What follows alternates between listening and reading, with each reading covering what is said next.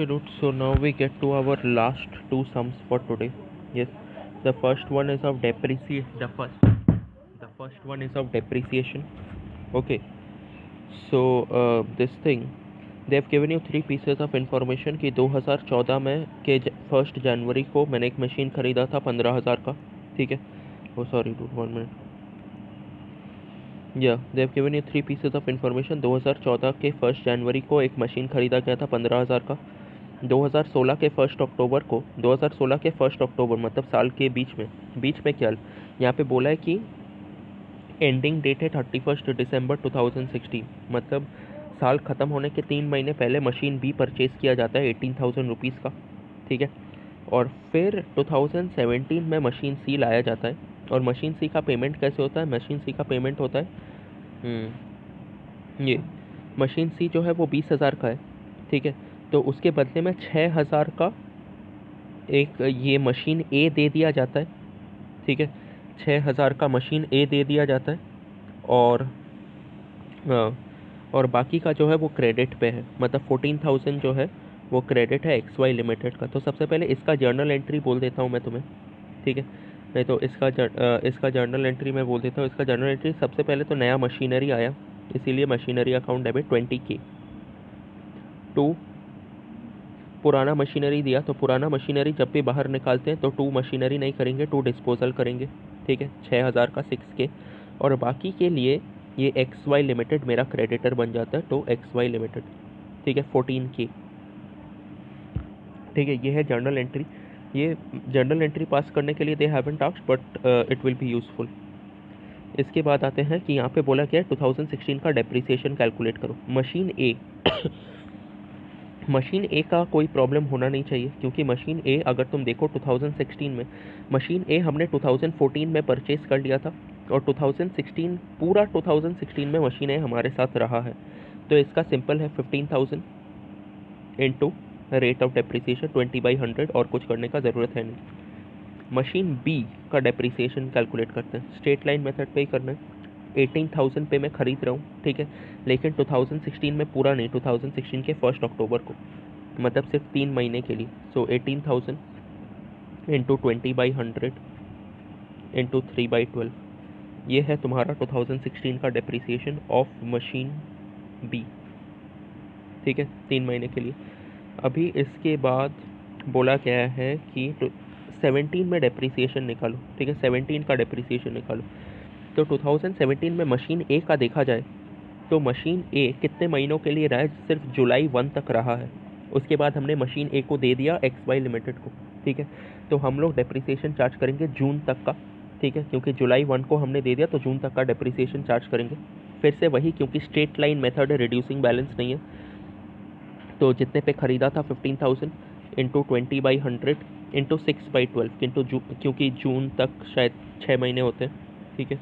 उसके बाद depreciation of machine B पूरा का पूरा 2017 हमारे साथ रहता है तो कोई प्रॉब्लम नहीं है. जितना पे ख़रीदा था 18,000 इंटू 20/100. ठीक है. और मशीन सी की बात करते हैं. मशीन सी हम लोग ख़रीद रहे हैं 20,000 पे. ठीक है. तो 20,000 और कितने महीनों के लिए? जुलाई अगस्त सितंबर अक्टूबर नवंबर दिसंबर 6 महीने के लिए. तो 20,000 इंटू 20/100 इंटू 6/12. ठीक है. ये दे देगा तुम्हारा डेप्रिसिएशन. और उसके बाद बनाएंगे ऑफिस मशीनरी अकाउंट. ठीक है. तो फिर ऑफिस मशीनरी अकाउंट कहाँ से? यहाँ पे बैलेंस ब्रॉट डाउन दिया हुआ है 15,000 क्योंकि 2014 में ही मैंने 15,000 का एक मशीन ख़रीद लिया था. क्या ये. ठीक है. और यहाँ पे बोला है कि मतलब एकदम एंड तक बनाओ, 2016 का भी बनाओ. ठीक है. तो फिर 2016 का भी बनाओ, 2017 का भी बनाओ. 2016 में मैं एक नया मशीनरी ख़रीदता हूँ 18,000 का. तो यहाँ पे लिखूँगा बैंक क्योंकि एंट्री होता है machinery account debit to bank जब मशीन ख़रीदता हूँ. ठीक है. तो टू बैंक इसीलिए यहाँ पे बैंक को डेबिट साइड पे लिख दिया. तो यहाँ पे 18K का एक मशीन ख़रीदता हूँ. ठीक है. फिर 2016 का वहीं पे ख़त्म तो बैलेंस कैरेट डाउन लिख देना. ठीक है. और फिर बैलेंस ब्रॉट डाउन इधर में 2017 स्टार्ट होता है. 2017 में मैं क्या खरीदता हूँ, एक नया मशीनरी खरीदता हूँ, ठीक है। तो 2017 में मैं एक नया मशीनरी खरीदता हूँ, तो लिखता हूँ, क्या लिखूँगा यहाँ पे, बैंक से तो पेमेंट किया है नहीं, XY लिमिटेड लिखूँगा क्योंकि क्रेडिटर है, और टू डिस्पोजल लिखूँगा। जर्नल एंट्री याद आया जो एकदम शुरुआत में बोल रहा था, machinery account debit to XY limited to disposal, ठीक है। तो फिर यहाँ पे वो दोनों लिख देना, XY लिमिटेड में लिखना 14,000, डिस्पोजल में लिखना 6,000, ठीक है। और बस इसी के साथ हमारा मशीनरी अकाउंट ख़त्म होता है, बैलेंस निकालो और फिर बस ख़त्म। इसके बाद बोला है कि प्रोविजन फॉर डेप्रिसिएशन अकाउंट बनाओ। प्रोविजन फॉर डेप्रिसिएशन का बैलेंस इधर में दिया हुआ है 6,000, ठीक है। तुम्हें यहाँ पे लिखना है बाई इनकम स्टेटमेंट, और पूरा का पूरा डेप्रिसिएशन यहाँ पे सबसे पहले 2016 का बना रहे हैं। यहाँ पे जितना भी टोटल डेप्रिसिएशन आया वो तुम्हें यहाँ पे बाई इनकम स्टेटमेंट बोल के लिख देना है, ठीक है। फिर बैलेंस कैरेड डाउन इधर में, फिर बैलेंस ब्रॉट डाउन इधर में, ठीक है। फिर आता है 2017, ये बैलेंस ब्रॉट डाउन है 2017 का, ठीक है। तो फिर इधर में बाई इनकम स्टेटमेंट बोल के 2017 का पूरा मिला के जितना भी डेप्रिसिएशन आया है इधर में वो लिख देना, ठीक है। और फिर balance carried down and balance brought down, ठीक है। और लास्ट में क्या करने वाले, कैलकुलेट अ प्रॉफिट और loss on disposal of the machine, ठीक है। तो फिर डिस्पोजल ऑफ द मशीन, हमने कौन सा मशीन डिस्पोज किया है, हमने ए को डिस्पोज किया है, सॉरी, ठीक है। हमने ए को डिस्पोज किया है, ठीक है। तो फिर डिस्पोजल अकाउंट बनाते हैं।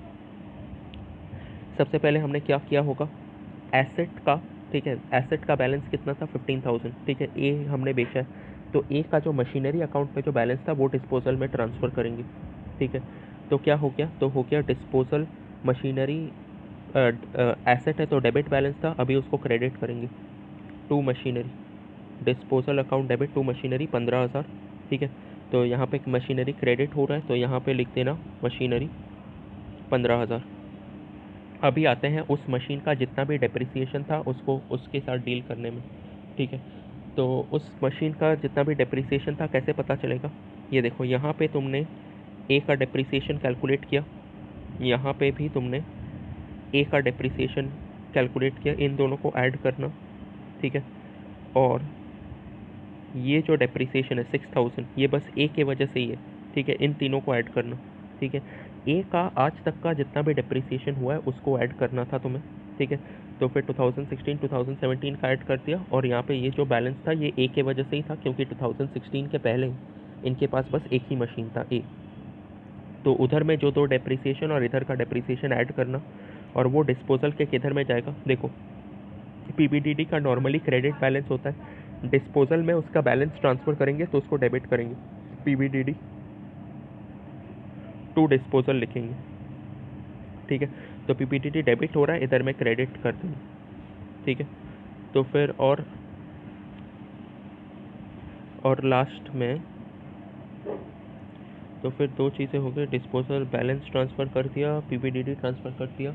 और एक जब मैं ख़रीदता हूँ उधर में मशीनरी में मैंने लिखा था machinery account debit to disposal, जब मैंने ख़रीदा था टू डिस्पोजल 6,000 लिखा ना, ठीक है। तो फिर टू डिस्पोजल, यहाँ पे डिस्पोजल मशीनरी डेबिट हुआ है, डिस्पोजल क्रेडिट हुआ है, ठीक है। तो फिर हमें मशीनरी को देखना है, मशीनरी डेबिट हुआ है तो यहाँ पे मशीनरी, ठीक है, लिख देना 6,000। तो अभी जो भी भारी आएगा, ठीक है, अगर सपोज़ क्रेडिट साइड भारी आया, एक मिनट, अगर सपोज़ क्रेडिट साइड भारी आया तो फिर वो है तुम्हारा प्रॉफिट, है ना। तो फिर जो भी बैलेंस होगा वो होगा प्रॉफिट, तो उसको तुम इनकम स्टेटमेंट बोल के लिख देना, ठीक है। इनकम स्टेटमेंट, इधर में बैलेंसिंग फिगर हो गया तुम्हारा प्रॉफिट।